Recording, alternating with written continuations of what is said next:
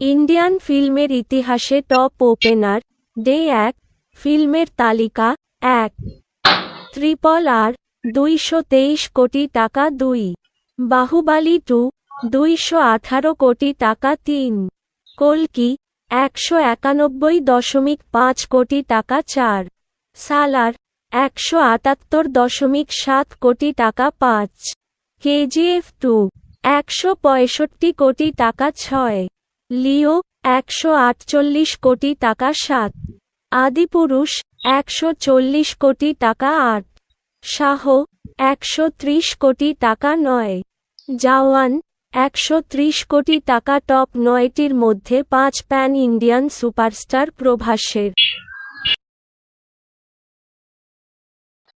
থালাপতি বিজয়ের পলিটিক্যাল পার্টির পতাকা উন্মোচন হল গতকাল। আগুন উল্লেখ্য, তামিলনাড়ুর ২৬ সালের ইলেকশনে তিনি সিএম পদে লড়বেন।